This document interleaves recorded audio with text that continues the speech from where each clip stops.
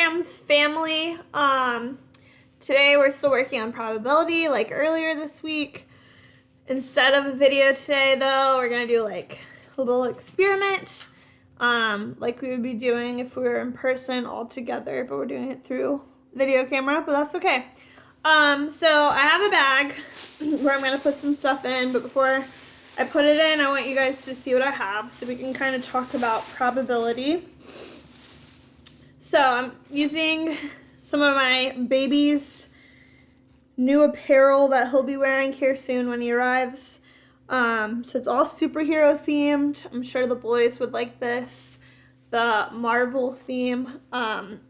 So here I have 1, 2, 3, 4, 5, 6 different baby bibs. They're going into my bag. Remember, 6 bibs. Here I have 1, 2, 3, 4, 5 baby onesies. And they're going in my bag. So again, now I have 6 bibs and 5 onesies in my bag. And the last thing I'm putting in my bag, sleepers. 1, 2. 2 sleepers.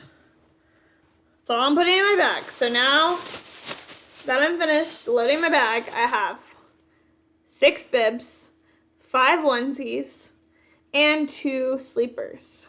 So if we were going to do a probability situation, talking about the words we learned last week, what do you think would be the most likely to get picked out of my bag? If I shook this up real well and stirred it up with my eyes closed, mixing everything up in here so that I'm going to pick something out randomly, what would I most likely pull out? Hopefully you're thinking about the thing that I said there was the most of. Which had the highest number?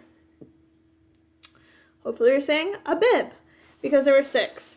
So I'm just going to randomly pull out something. Oh, and it was a bib, because there was more bibs than anything else. So it was most likely I was to pull out a baby bib.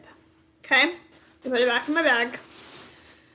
The least likely thing would be the smallest number of items in my bag. Which item out of baby bibs, onesies, and the sleepers, which one of those items had the smallest number in my bag? Give you a second to think about it.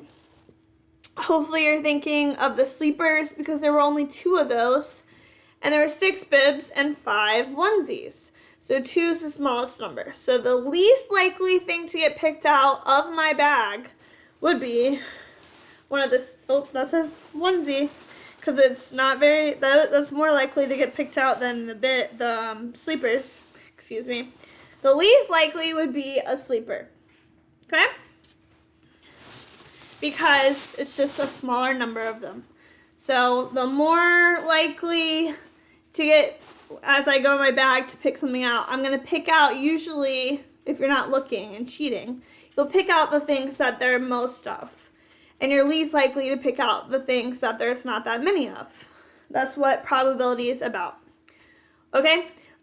Say we want to use the word never, because that's another word we use with probability.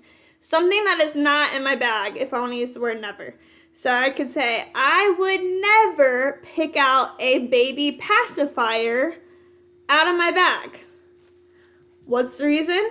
Well, I didn't put any baby pacifiers in there. There's only bibs, onesies, and sleepers. So I cannot pick something out that's not in my bag. It's not possible. Okay, so hopefully that helped you guys with probability. Please do the link that I'm posting so that you guys can do some extra practice of probability on your own. Thanks.